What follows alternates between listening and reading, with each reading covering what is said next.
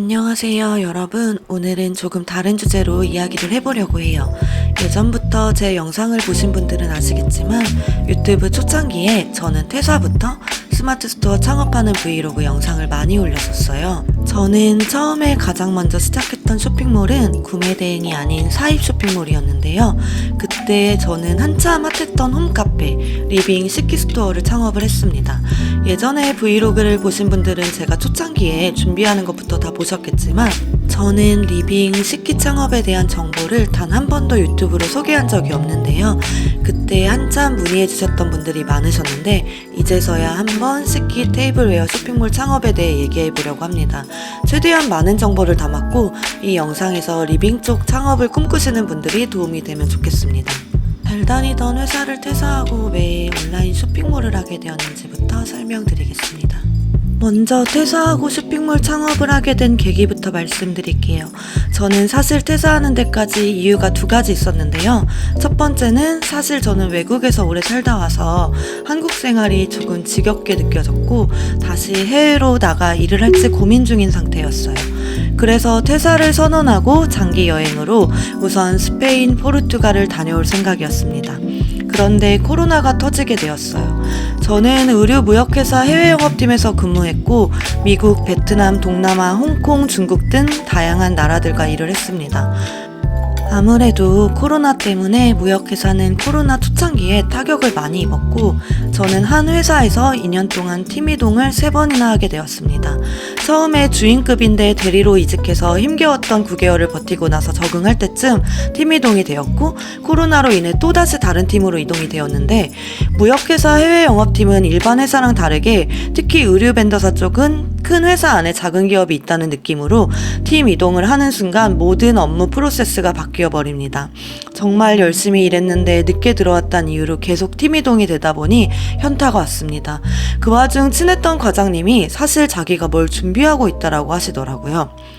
그게 뭐였냐면요. 쇼핑몰을 처음 할 때 왜 스마트 스토어를 이용할까요? 여러 가지 이유가 있겠지만요. 가장 중요한 이유는 바로 대한민국에서 가장 높은 쇼핑 검색량을 네이버가 차지하고 있기 때문입니다.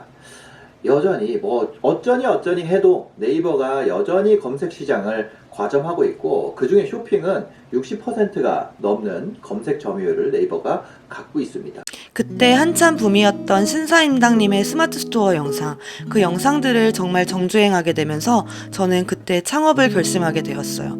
사실 여행하려고 모아뒀던 돈도 여행을 못 가게 되었고 1년 정도 창업을 하고 창업이 잘 안 되더라도 다시 회사로 돌아가면 되지라는 생각으로 우선 퇴사 후 온라인 쇼핑몰을 창업하게 됩니다. 쇼핑몰의 종류는 정말 많아요. 가장 대표적으로는 의류 쇼핑몰이 있겠죠. 지금 생각해보면 의류 쇼핑몰을 창업했더라면 더 좋지 않았을까라는 생각이 듭니다. 그 이유는 아무래도 제가 요즘은 SNS를 활발하게 하고 있기 때문이죠. 아무래도 자체 홍보가 가능하니까요. 제가 왜 리빙 쇼핑몰을 창업했는지 궁금하시죠? 저도 사실은 처음에는 어떤 쇼핑몰을 시작할지 감이 없었습니다. 의류 쇼핑몰을 안 했던 이유는 제가 의류 회사에서 오래 근무했다 보니 해외 영업팀인데도 의류가 진짜 잡일이 많았거든요. 그래서 의류 쪽은 안 하고 싶었고 처음에 도대체 뭘 팔아야 될지 모르겠더라고요. 그래서 처음에 제 스토어에 상품을 한 30개 정도 올리고 친구들에게 보여줬더니 충격적인 얘기를 했습니다. 물건을 파는 잡다산 같다. 그때는 제가 뭘 팔아야 될지 감이 없어서 무슨 액세서리부터 시작해서 그냥 이것저것 막 올려서 팔려고 했더라고요. 그래서 이건 아니다 싶었고 다시 쇼핑몰을 뒤집어 엎기 시작했습니다. 그때 한참 코로나로 홈카페 식기 테이블웨어가 인기였고 저는 그렇게 리빙 쇼핑몰을 창업하게 됩니다. 이제부터는 여러분들이 궁금해하셨던 점들을 다 말씀드리려고 해요. A부터 Z까지 모든 걸 공개하고 싶은데 영상 길이가 있다 보니 만약 또 궁금하신 거나 컨텐츠, 이제 좀 보고 싶은 컨텐츠가 있으시면 댓글로 남겨주시면 또 한 번 영상을 만들어 볼게요. 안녕하세요. 저는 지금 춘천에 와 있어요. 지금 영상을 켰고요. 제가 요즘은 구매 대행 컨텐츠를 하고 있는데 조금 예전에 제가 초창기에 이제 유튜브 초창기에 퇴사하고 이제 처음에 시작했던 게 국내 리빙 쇼핑몰이었거든요. 그래서 컵이랑 식기, 인테리어 소품 등을 이제 스마트 스토어에 입점을 했고 지금은 오늘의 집이랑 쿠팡이랑 같이 판매를 하고 있는데 리빙 관련된 쇼핑몰에 대해서 궁금해 하시는 분들이 계셔가지고 영상을 좀 다르게 만들어 보게 되었어요. 뭐부터 시작해야 되지?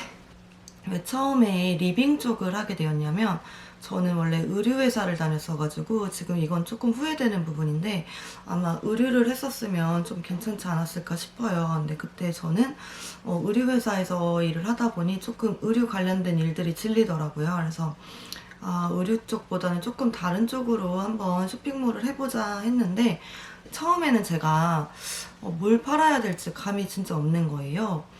그래서 진짜 처음에는 좀 잡다몰이었어요. 그래서 막 무슨 패션 잡화도 올려보고 뭐 예를 들어서 뭐 장갑, 뭐 그릇도 있고 뭐 이렇게 잡다상 같은 쇼핑몰이었어요. 그리고 그때 여행을 하면서 알게 된 분이 있었는데 이제 스마트 스토어를 한 2, 3년 크게 하시고 지금은 뭐 이제 도매도 하시고 강의도 하시고 이제 컨설팅 회사도 운영하시는 분을 우연히 여행 중에 알게 되어서 좀 제가 창업을 준비하는 데도 도움이 많이 됐던 것 같아요. 그래서 그때 그분이 했던 얘기가 너라고 해서 꼭 의류만 팔아야 되는 건 아니다. 뭐 김치를 팔 수도 있고 꼭 그런 편견을 갖지 말고 이제 카테고리를 예쁜 것만 팔려고 하지 말고 조금 돈 되는 걸 팔아라 하고 얘기를 해주셨던 게 있었고 그래서 어쩌다 보니 좀 시행착오가 있었어요. 한 몇 달간은 제가 스토어를 이제 오픈을 했을 때 친구들이 봤을 때 길거리에 이제 아저씨들이 이제 잡다하게 물건을 내놓는 잡다상 같다는 스토어였어요. 저도 쇼핑몰을 한 번도 해본 적이 없어가지고 도대체 뭘 팔아야 될까라고 고민이 많았는데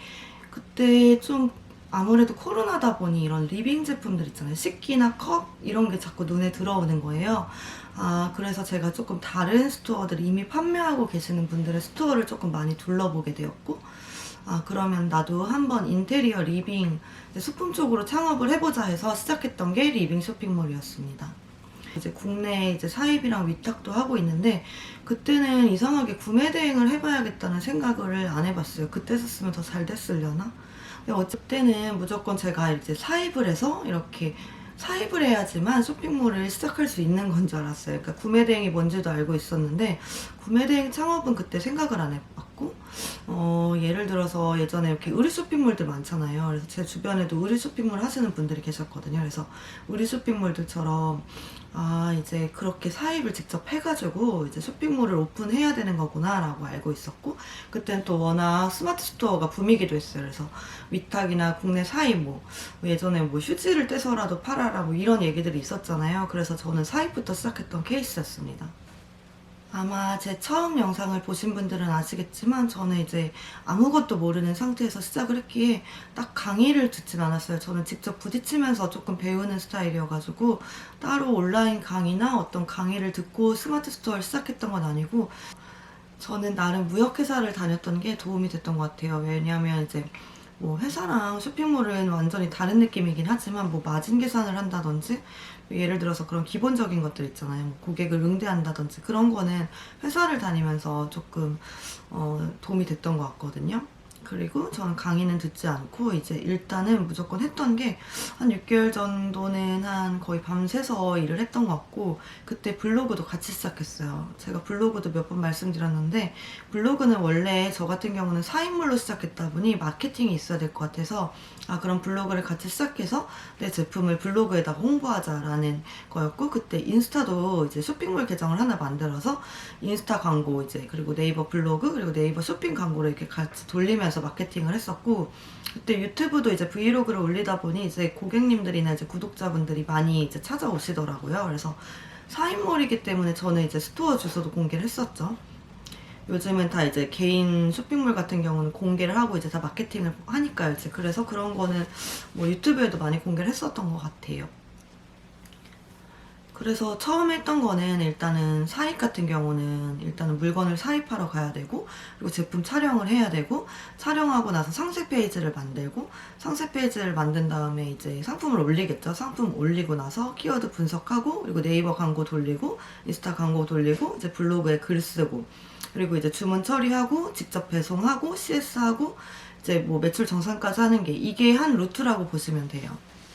이제 국내 사입 위탁몰이랑 구매 대행이랑 다른 거는 구매대행 같은 경우는 저희가 직접 배송하진 않잖아요. 그래서 구매대행은 계속 상품을 소싱하고 상품 등록해서 이제 주문 처리를 하는 게 일이라면 국내 사입이나 위탁 같은 경우, 특히 사입 같은 경우는 직접 물건도 사고 이제 마케팅도 해야 되고 제품 상세 페이지도 꾸미고 이제 배송까지 직접 해야 되는 경우가 많아요. 그래서 저는 사입부터 시작했어서 구매 대행 자체는 그렇게 어렵지 않았고, 처음에 사입을 조금 무리하게 한 부분이 있어서 나중에는 위탁으로 많이 돌렸습니다. 근데 이제 위탁 업체 같은 경우도 뭐 도매국, 도매매 이런 데선 하지 않았고, 인테리어 뭐 리빙 위탁 사이트나 또 이제 저한테 단독으로 준다든지 아니면 소수의 쇼핑몰에게만 주는 위탁 업체 있잖아요. 그런 데를 조금 사용하고 있습니다.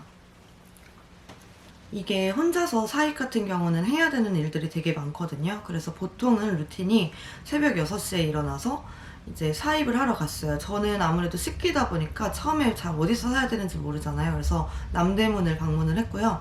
남대문 그릇 시장에 가면은 정말 많은 이제 도매처들이 있어요. 물론 좀 가격이 안 맞을 수는 있겠죠. 왜냐하면 식기 자체가 마진이 엄청 좋진 않아요. 그래서 한 개 팔아서는 진짜 순수 마진은 얼마 없다고 보시면 되고, 일단 그릇 같은 게 오히려 더 마진이 좋고, 컵 같은 경우는 대량으로 팔아야 되거든요.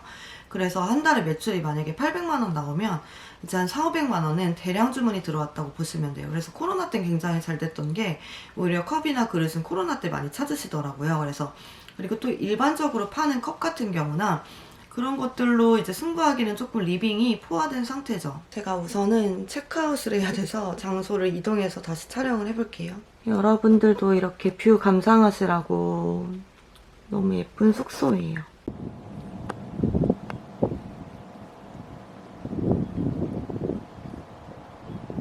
다시 이어서 촬영을 해보고 있는데요. 일단 제가 여러분들이 홈카페, 리빙, 스토어를 창업할 때 궁금한 점들에 대해서 조금 모아봤거든요. 일단 첫 번째 가장 많이 물어보셨던 게 리빙 쇼핑몰을 할 때 케이스 인증에 대해서 많이 궁금해 하셨을 거예요. 저도 이거는 조금 되게 어려웠던 부분인데, 컵이나 식기 같은 경우를 이제 만약에 중국에서 제가 대량으로 사입할 경우 무조건 케이스 인증을 받아야 됩니다. 그러니까 입에 닿는 그릇이나 식기는 케이스 인증을 받아야 되고, 그게 생각보다 비용이 되게 커요. 그래서 저는 직접 수입하진 않았고, 보통 식기 쪽은 수입하시는 분들이 도매자라고 보시면 돼요. 저는 그 이제 수입을 해오셔서 이제 도매로 뿌리시는 분들에게 이제 사입을 했던 거였죠. 만약에 케이스 인증을 하셔서 식기를 들여오실 거면 도매자를 하는 게 맞겠죠. 근데 저는 이제 소매 판매고 그러다 보니 아무래도 이제 도매자인 분들에게 물건을 받아서 사입을 해서 다시 제 스토어에 파는 걸 했었죠. 이거의 단점은 뭐냐면, 식기 같은 경우는 대부분 도매자분들이 쇼핑몰을 갖고 계세요. 그래서 그러니까 제가 했던 도매처들도 다 스마트 스토어를 가지고 계시더라고요. 근데 보면은 가격이 좀 안 맞아요. 저는 그들에게 구입을 하다 보니 아무래도 조금 더 높은 판매가가 돼야 되고, 그 이제 도매처분들은 조금 더 저렴하게, 훨씬 저렴하게 판매하시더라고요. 그래서 일반 식기 컵으로는 경쟁하기가 너무너무 힘들어요. 그래서 저희가 필요한 거는 바로 브랜딩이랑 자기만의 방식이 있는 이제 제품을 팔아야 되거든요. 저 같은 경우는 일단 컵이랑 식기 같은 경우를 우선 100개 정도를 상품을 올렸어요. 일단 스마트 스토어 같은 경우는 잡다한 물보다는 한 가지 제품, 뭐 한 가지 컨셉으로 가는 거를 좋아하시거든요. 그래서 만약에 의류면 의류 쪽을 판매하시잖아요. 그래서 뭐 의류도 뭐 아우터도 있고 가디건도 있고 뭐 스커트, 뭐 데님, 뭐 그리고 액세서리 같은 것도 조금씩 있겠죠. 이런 식으로 막 카테고리를 채워 나가기 시작하고요. 근데 보통 한 가지 컨셉으로 판매하는 걸 되게 좋은 것 같아요. 한 가지 컨셉이 되게 중요한 것 같아요. 그래서 저는 리빙 쪽으로 해서 주로 컵, 식기였고 이제 인테리어 소품은 이제 조금씩 올렸었어요. 근데 제가 이제 리빙 스토어를 할 때 그냥 일반 유리컵이나 예를 들어서 이런 유리컵을 판매할 경우에는 경쟁이 도저히 되지가 않는 거예요. 일단 시중에 너무 많고요.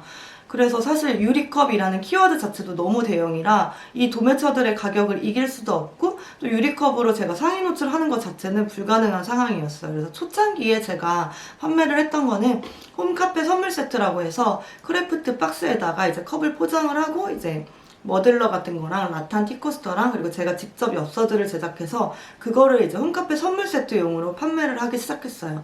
제가 처음에 홈카페 선물 세트를 팔 때는 저 포함해서 아마 판매자가 총 4분이었던 걸로 기억을 하거든요. 나중에 제가 유튜브에도 많이 그런 걸 노출하기도 했고 이제 홈카페 선물 세트 판매자분들이 진짜 많이 늘어났는데 초창기에는 저까지 그래 저 포함 경쟁사까지 해서 총 4군데에서 판매를 했습니다.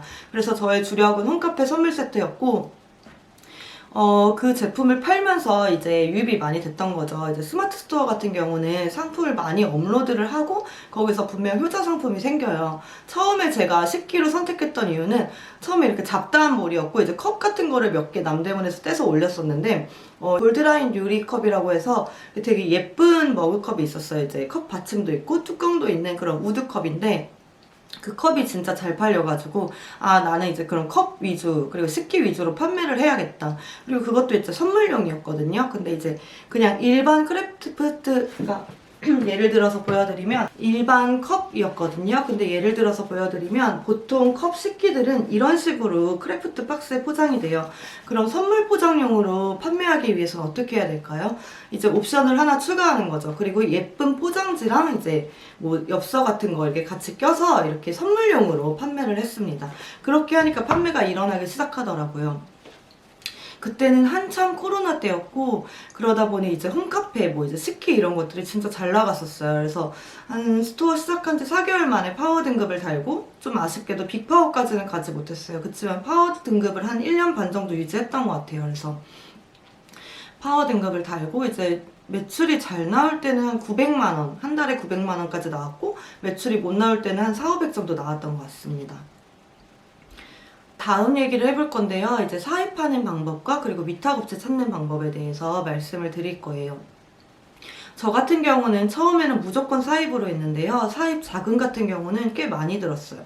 일단 의류 같은 경우는 한 개, 2개 샘플을 살 수 있지만 식기 같은 경우는 컵 같은 경우는 뭐 최소 수량이 있어요. 특히 뭐 48개 미만을 사야 되거나 뭐 100개 이상을 구입해야 되는 식기도 있었고요. 그러다 보니 이제 자금이 많이 묶이게 되더라고요. 그리고 커트러리 같은 게 생각보다 되게 비싸요. 그래서 저는 프랑스 라기올 커트러리라는 그 제품을 팔았는데 그게 단가 자체도 높고 이제 마진이 좋진 않지만 커트러리는 이제 2-3개씩 이렇게 뭐 10개씩도 사고 하시잖아요. 그때도 한참 편스토랑이라고 유수영님께서 뭐 라기올이지 뭐 커트러리는 역시 라기올이지 해가지고 한참 붐이었던 게 있었어요. 이 식기 같은 경우도 유행을 되게 많이 타고요. 뭐 겨울, 뭐 이제 여름 올려야 되는 상품, 잘 나가는 상품들이 다릅니다. 예를 들어서 겨울 같은 경우에는 뜨거운 물을 마실 수 있는 머그컵이 잘 나가겠죠. 여름에는 이제 좀 카페에서 볼 수 있는 예쁜 유리컵 같은 경우가 많이 팔립니다. 그래서 시즌도 있고요. 그리고 유행도 타고 또 이제 방송에 나오면 또 그 제품이 확 뜨기도 해요. 일단 사입을 먼저 얘기 드리자면 전 사입 같은 경우를 많이 했는데 좀 자금은 한 800에서 1000만 원 정도 들었던 것 같아요. 이게 되게 후회되는 짓인데 제가 너무 초보였고 처음에는 무작정 사입으로 많이 깔아야 된다는 생각으로 한 50개 정도 초반에 막 남대문에서 구입을 해서 계속 촬영을 하고 이제 상품 올리고 마케팅하고 이런 식으로 반복했던 것 같습니다. 그리고 홈카페 선물 세트 같은 경우도 한 가지 개수가 아닌 최소한 5개에서 8개는 돼야 된다 해서 그거 위주로 또 제품을 다 구성하고 막 구매하고 하다 보니까 비용이 조금 많이 들었어요. 조금 무리해서 사입했던 부분이 있고 그때는 사실 제가 뭐가 잘 나가고 어떤 제품을 소싱해야 되는지 감이 전혀 없어서 그냥 무턱대고 예쁘다 싶으면 다 구매를 했어서 아직도 지금 재고가 있는 게 있습니다. 이런 게 되게 후회되는 부분이고 사입을 하다 보면 자금이 많이 묶이는 게 만약에 제가 100개를 샀을 때 100개가 제품이 한 달 만에 다 나가지 않으면 그 제품에 대한 비용은 제가 계속 묶이게 되는 거거든요. 그런 리스크가 되게 크고요.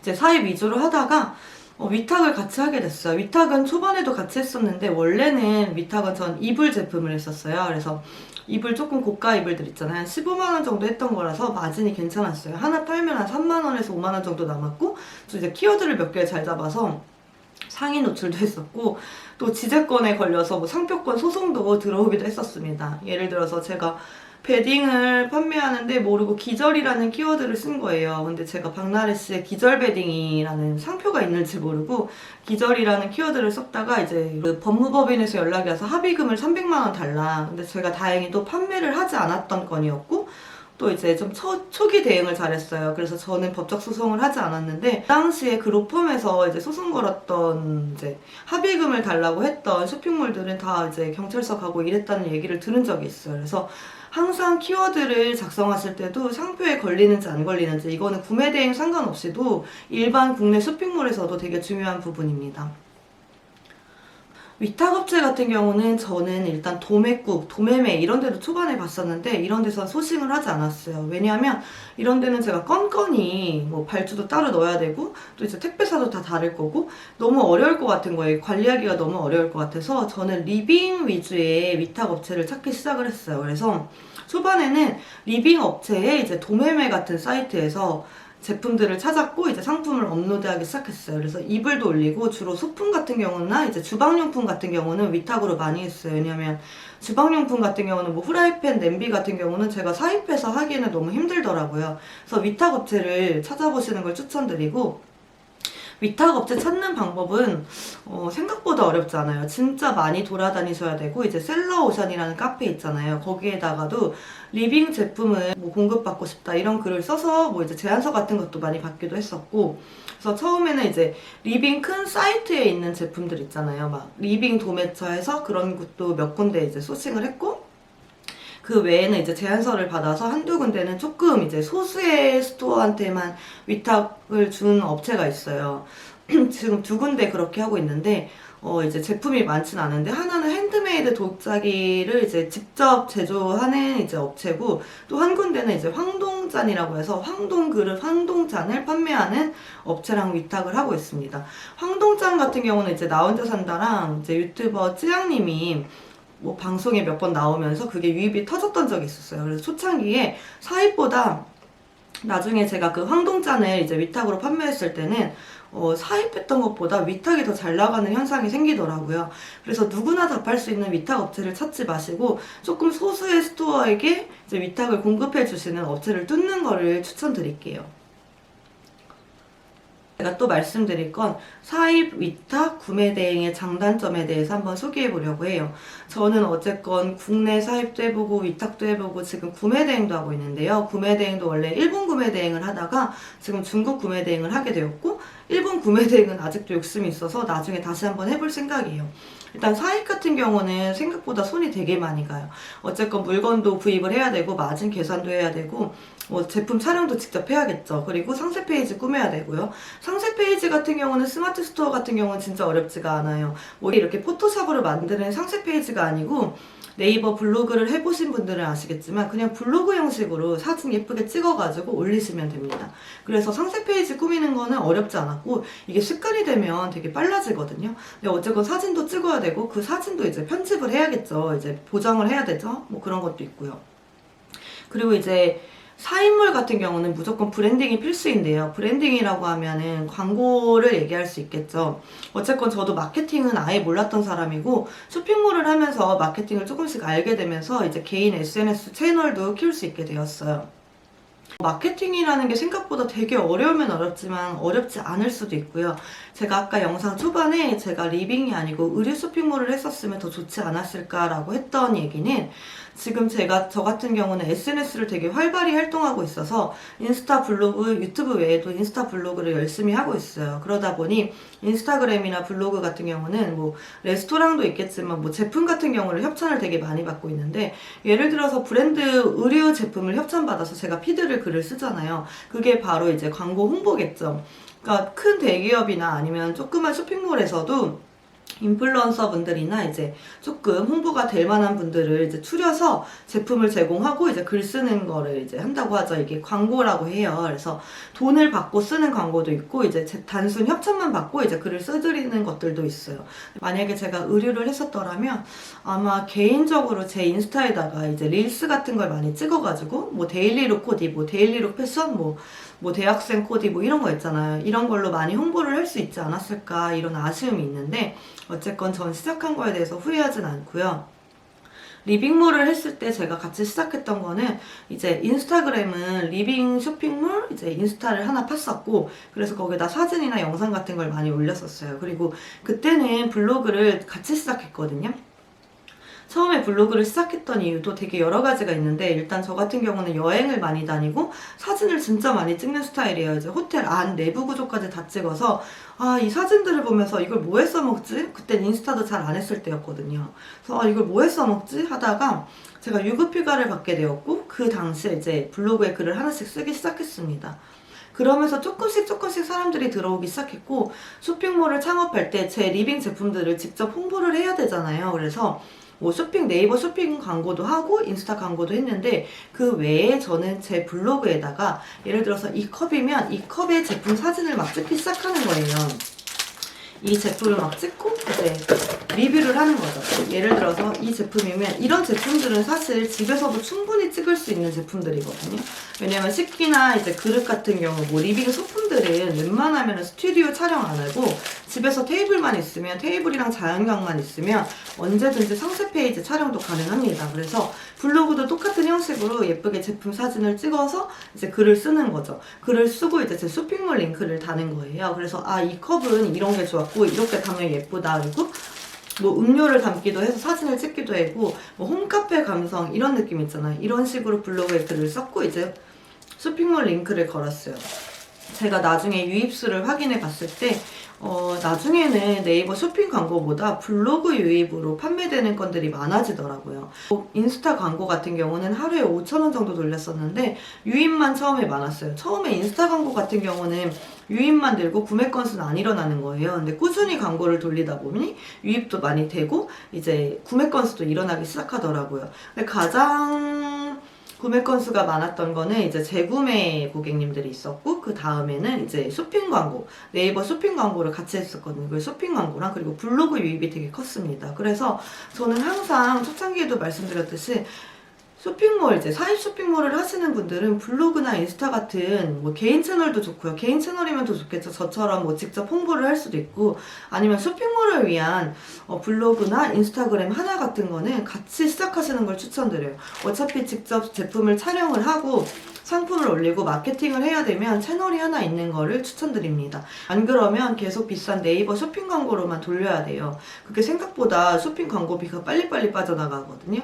그래서 뭐 블로그 같은 경우 제가 제일 좋아하는 채널은 블로그여가지고 이왕이면 블로그를 키우는 것도 추천드려요. 꼭 쇼핑몰 계정으로 키우시지 않으셔도 돼요. 그럼 너무 광고성 같아가지고 그런 블로그를 싫어하시는 분들이 계십니다. 그래서 개인 뭐 블로그를 키우면서 이제 한 카테고리를 만드는 거죠. 만약에 의류면 의류, 예를 들어서 제가 의류 쇼핑몰이면 블로그에서 제가 이제 판매할 제품들을 하나씩 리뷰해서 착장컷을 찍는 거예요. 그리고 이제 블로그에 글을 쓰겠죠? 그리고 자기의 쇼핑몰 주소를 이제 링크를 걸어두시면 됩니다.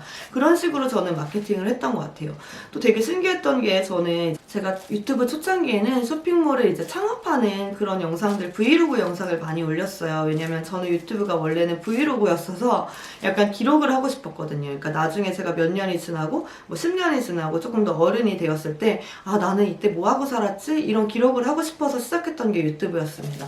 그래서 저는 퇴사할 때부터 쇼핑몰 하나씩 창업하고 막 이제 남대문 가서 뭐 물건 떼오고 뭐 촬영하고 이런 것들을 브이로그 형식으로 올렸었어요. 그리고 어차피 저는 국내 쇼핑몰이고 사입 쇼핑몰이다 보니 그 스토어 주소도 공개했습니다. 제가 뭐 매출을 공개하고 이런 용의 유튜브 영상이 아니었고 제가 강의를 할 것도 아니었기 때문에 저는 그냥 브이로그 형식으로 제가 초보 사장이 어떻게 쇼핑몰을 운영하는지에 대한 영상들을 많이 찍었던 것 같아요. 그 당시에 되게 이제 쇼핑몰 창업하는 방법에 대한 이제 DM도 되게 많이 받았고, 또 아시다시피 진짜 의류 쇼핑몰이나 액세서리, 뭐 문구 대비 리빙 식기 쇼핑몰은 유튜브에 검색하셔도 많이 정보가 나오지 않을 거예요. 그래서 좀 DM을 많이 받았던 것 같고, 또 이런 제품들이 노출이 되면서 그때 구독자님들께서 많이 주문을 해주시더라고요.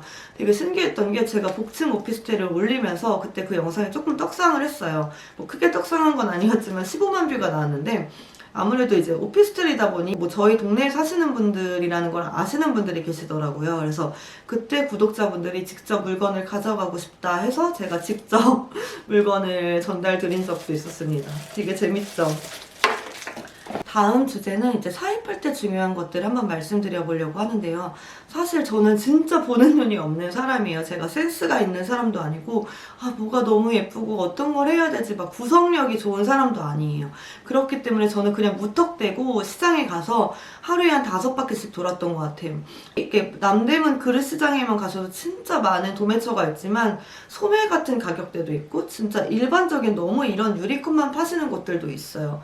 그래서 사실 조금 예쁜 제품을 팔고 싶고 조금 가격도 괜찮고 꼭 그리고 도매처 같은 경우는 너무 많은 곳을 쓰기보다는 한두 군데랑만 거래를 하고 싶더라고요. 그래야지 나중에 이것저것 주문했을 때 좀 편하게 제가 일을 할 수 있으니까요. 그래서 처음에 사입할 때는 진짜 그냥 일주일 내내 시장을 갔습니다. 그래서 가서 좀 민망하기도 해요. 제가 낯가림이 은근히 심해서 그냥 도매처 사장님에게 이건 얼마냐, 이건 얼마나 제공할 수 있냐 하고 물어보고, 또 그리고 가장 많이 했던 건 다른 판매자분들 있잖아요. 잘 팔리는 이제 홈카페 식기 쇼핑몰들에 잘 팔리고 있고 계속 하고 계신 분들의 스토어에 들어가서 어떤 제품이 잘 팔리지라는 거를 계속 찾아봤던 것 같아요. 스마트 스토어 같은 경우는 딱 들어가셔서 제품을 보실 때 위에 베스트라고 써있는 것들이 있어요. 그게 지금 계속 판매가 일어나고 있는 거거든요. 그래서 저는 좀 이제 판매가 일어나고 있고 이제 리뷰가 많고 이제 뭐 평도 좋고 이런 제품들을 계속 찾아보면서 그 제품들을 조금 따라가려고 했던 것 같아요. 나중에 제가 조금 쇼핑몰이 잘 됐을 때는 역으로 이제 신규 업체들이 제 거를 이제 카피를 하기 시작하시더라고요. 예시로 뭐 상세 페이지를 베끼시기도 하고, 제가 신규로 들어온 제품들을 똑같이 가져오셔서 똑같은 방식으로 이제 거의 치열한 싸움이 시작이 되는 거죠. 뭐 이런 식으로 하시더라고요. 근데 저도 처음엔 그랬거든요. 저도 처음엔 타 스토어에 들어가서 이제 제품들을 확인을 하고 이런 제품들을 찾아야겠다, 이런 제품을 소싱해야겠다 해서 일단은 제가 판매를 해야겠다라고 생각한 사입 제품들이 있으면 도매처를 찾기 시작했습니다. 그 다음 얘기는 어떤 거를 얘기해보면 좋을까요? 되게 궁금하신 게 많으실 것 같은데 제가 어디까지 얘기를 해야 될 수 있을지 모르니까 오늘은 큰 틀을 얘기하고, 또 만약에 리빙 식기 쪽이 궁금하신 분들은 또 이제 댓글을 남겨주시면 또 다시 컨텐츠를 만들어보고 이런 식으로 해볼게요. 쇼핑몰을 하면서 힘들었던 점에 대해서 얘기를 해보려고 하는데요. 저는 처음에 힘들었던 거는 솔직히 강의를 들은 적도 없고 주변 분들은 다 이제 회사를 다니다 보니 누군가에게 물어보거나 기댈 사람이 없었어요. 저는 좀 성격 자체가 이제 제가 힘든 일이 있으면 잘 얘기를 안 하는 성격이기도 하고 혼자 엄청 끙끙 앓고 궁금한 것도 많고 배워야 되는 것도 많은데 되게 맨땅에 헤딩했던 케이스예요.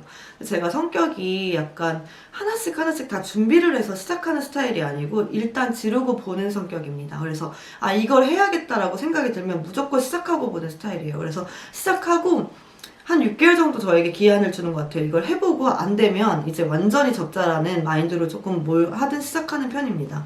이게 쇼핑몰이 아니더라도 예를 들어서 테니스 같은 경우도 되게 어려운 운동이잖아요. 그리고 제가 되게 못하거든요. 그래서 악플도 많이 받았는데 일단 시작하고 이제 될 때까지 계속 연습하는 편이에요. 그래서 이게 올라갈 때까지 어느 정도 내가 궤도에 올라올 때까지 계속 연습을 하고 이제 시행을 하는 편입니다. 그래서 무작정 그냥 시작을 했고요.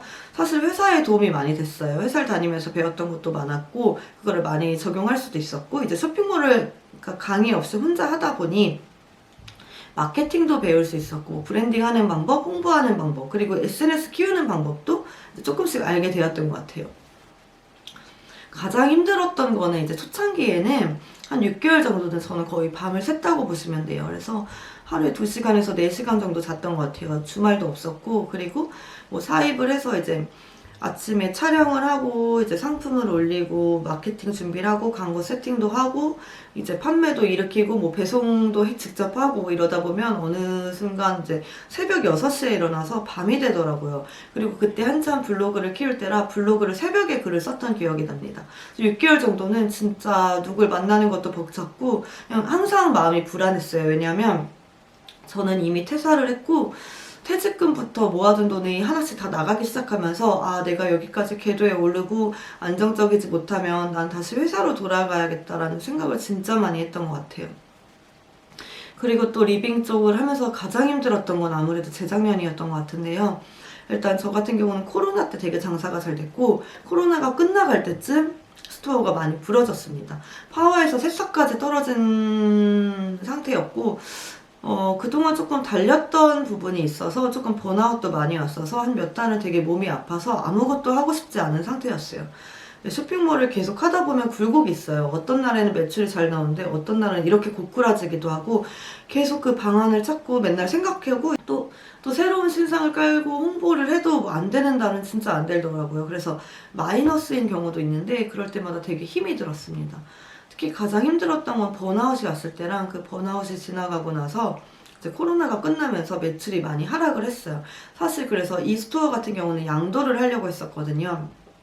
본의 아니게 실수를 한 거는 한 사업자에다가 도소매업이랑 부업으로 해외 구매 대행업을 추가를 했어요. 그때 한참 제가 이제 일본 구매 대행에서 중국 구매 대행으로 전환을 해서 한 사업자에 지금 2개를 하고 있는데 그러다 보니 이 첫 번째 리빙 쇼핑몰을 양도를 하려면 이 해외 구매 대행물도 다시 시작해야 되더라고요. 그래서 계속 가지고 가고 있고 요즘은 소소하게 이제 수익이 나고 있는데 이거는 제 나중에는 어머니에게 취미로 하시라고 드릴 예정입니다. 어쨌건 이 쇼핑몰 같은 경우도 지금은 이제 광고를 껐어요. 광고 없이 조금 소소하게 판매를 하고 있습니다. 앞으로 리빙 쪽 전망은 사실 이 리빙 쪽 전망이라는 거는 잘 모르겠어요. 원래 리빙이 의류만큼 정말 경쟁이 치열한 카테고리 중에 하나입니다. 왜냐하면 누구나 쉽게 구매할 수 있고 이미 많은 도매처분들이 장악을 하고 있기 때문이죠. 그래서 제가 생각해 봤을 때 지금 구매대행 같은 경우도 알리나 테무 등이 들어와서 이제 구매대행 업자들은 모두 망한다. 쇼핑몰은 모두 끝났다라는 얘기가 있잖아요. 항상 늘 쇼핑몰 같은 경우는 이슈가 있고 사업은 항상 굴곡이 있기 마련이에요. 제가 구매 대행을 이제 막 6개월, 7개월 했는데 알리 테무가 들어와서 접는다? 이거는 말이 안 되는 것 같고요. 뭘 해도 레드오션은 마찬가지입니다. 예를 들어서 유튜브 같은 경우도 유튜브를 지금 시작하는 것도 레드오션이죠. 불과 몇 년 전이라고 해도 레드오션이었어요. 노출이 될지 안 될지는 모르고 누구나 유튜브를 한다고 해서 유튜브 채널이 확 성장할지 아니면 저처럼 천천히 이렇게 올라갈지는 아무도 알 수 없는 거예요.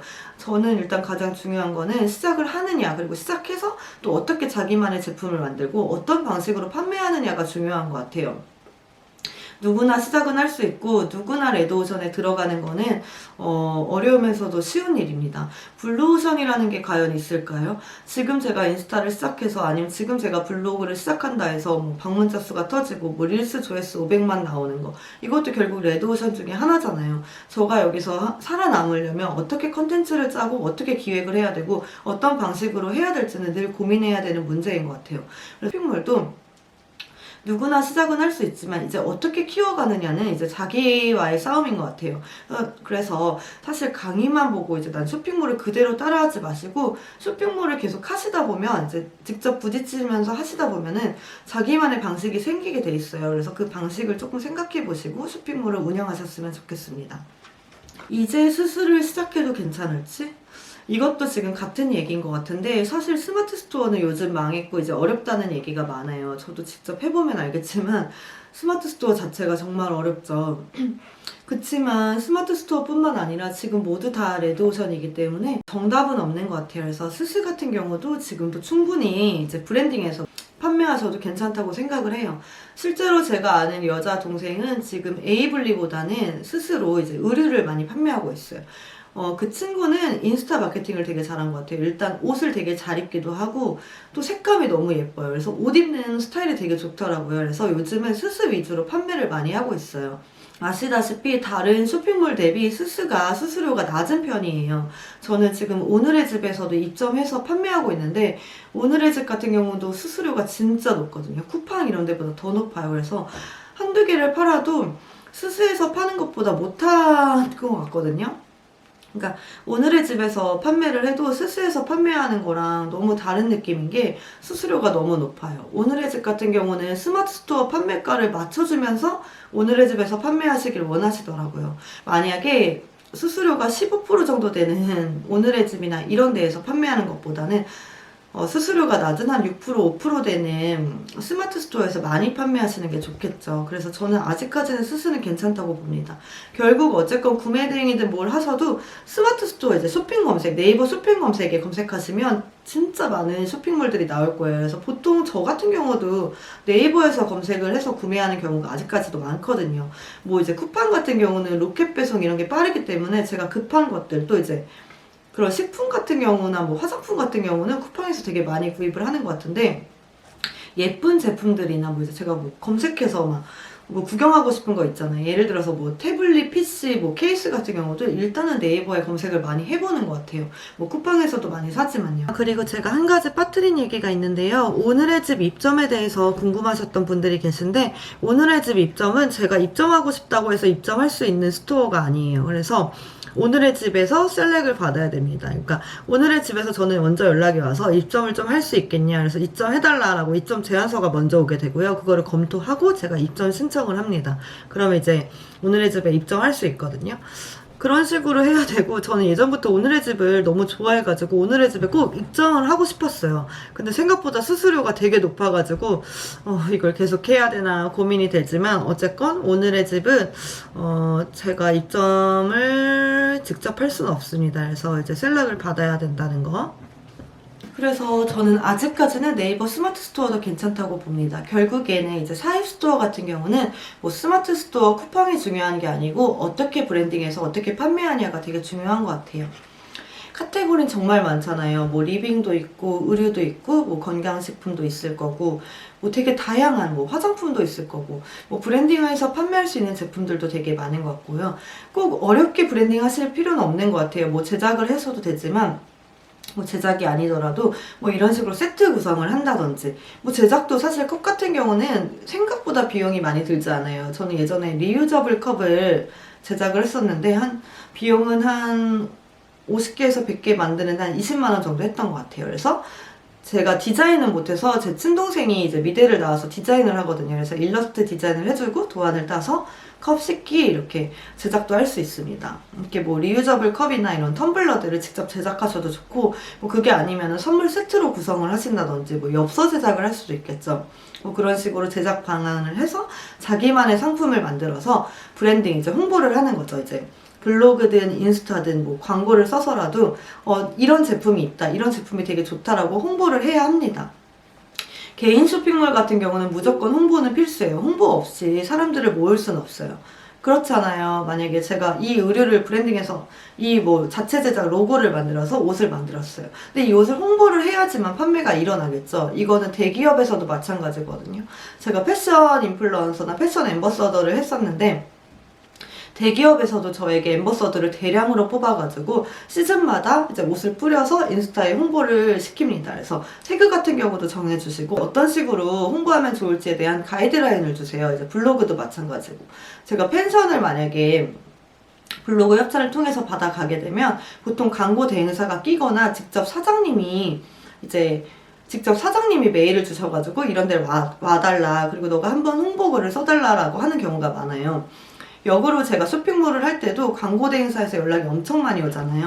그때 제가 막 이제 블로그 광고 대행사나 인스타 광고 대행사에서 진행은 하지 않았지만 리스트를 받아본 적이 있었어요. 그래서 뭐 하루에 방문자 수 1000에서 5000 이상 블로거 분들도 막 리스트를 쭉 뽑아서 뭐 월 몇백을 주면은 이제 블로그 광고를 진행을 하겠죠. 그래서 그런 식으로 하면 비용이 너무 많이 드니까 자기가 직접, 그러니까 레스토랑 사장님이 저에게 메일을 써서 오늘 방문해 주시면 이렇게 글을 써주시고 원고료를 주겠다 이런 경우들이 있었거든요. 그런 식으로 쇼핑몰 제품을 홍보할 때 직접 이제 인플루언서 분들을 섭외하셔가지고 홍보하시는 것도 방법 중에 하나예요. 예를 들어서 블로그에 들어가서 막 블로그에서 막 홈카페예요. 그러면 이제 홈카페라고 검색해서 이제 블로거 분들이 막 나올 거 아니에요. 그 상위에 뜨는 블로거 분들을 이제 직접 들어가서 이제 방문자 수나 이웃수 같은 것도 확인하시고 블로그 글도 확인하시고 이제 메일이나 쪽지를 보냅니다. 아, 이런 쇼핑몰인데 우리 제품을 홍보해 줄 수 있냐. 이런 식으로 이제 인플루언서 분이나 뭐 블로거 분들을 모집하셔서 홍보를 하셔도 되고 아니면 저처럼 SNS 채널을 키우셔가지고 자기 개인 SNS 채널에서 홍보를 하셔도 됩니다. 마지막으로 저는 구매대행 사입 위탁을 다 해봤는데 구매대행이랑 사입 위탁몰은 너무 다른 느낌이에요. 사입은 처음부터 끝까지 브랜딩 및 초반에 챙겨야 할 것들이 많고 마케팅에 힘을 많이 써야 돼요. 자금도 많이 들고요. 그 대비 구매대행은 누구나 쉽게 시작할 수 있고 초반에 자금 자체가 많이 들진 않는 것 같아요. 물론 정산 주기가 길다 보니 자금이 묶이는 상황은 발생하겠지만 그건 매출이 엄청 커질 때 걱정할 일이고요. 구매 대행은 직접 배송도 없고 아무래도 타 국가들의 쇼핑몰을 제품만 따다가 마켓에 올리면 되다 보니 저는 오히려 조금 더 핸들링하기 쉬운 느낌이었어요. 특히 광고 비용이 안 들고 따로 홍보를 하지 않아도 된다는 점이 저는 매력적이더라고요. 단점은 매일매일 상품을 소싱하고 업로드해야 된다는 점. 정말 진짜 단순 작업에 반복되는 게 되게 지치는 일인 것 같아요. 그리고 배송 중에 파손이 나거나 CS가 많다는 점이겠죠. 뭐든 장단점은 있는 것 같아요. 그래서 자기 상황에 맞춰서 지금 직장을 다니면서 투잡을 생각하시거나 나중에 전업을 꿈꾸시는 분들은 구매 대행을 추천드려요. 아무래도 사입보다는 구매 대행이 훨씬 쉬운 것 같거든요. 처음부터 사입은 쇼핑몰을 아무것도 모르는 상태에서 시작하시기엔 조금 어려울 수 있고요. 근데 만약에 예를 들어서 나는 인스타를 너무 많이 하고 패션을 너무 좋아해. 그래서 나만의 제품을 한번 브랜딩해서 판매해보고 싶어. 그리고 난 릴스나 인스타에 계속 내 제품들을 올려서 홍보도 하고 영상도 만들고 싶어. 이러신 분들은 사입부터 하시는 걸 추천드려요. 어떤 일이든 저는 다 레드오션이라고 생각해요. 그치만 꾸준히 하시는 분들은 소수라고 생각을 합니다. 무엇이든 시작을 하셨으면 하루 이틀 하시고 포기하지 마시고 될 때까지 계속 꾸준히 해보시면 조금씩 성과를 보시지 않을까 싶습니다. 오늘 영상은 여기까지고요. 부족한 부분이 많았지만 다음 영상으로 다시 돌아오겠습니다. 감사합니다.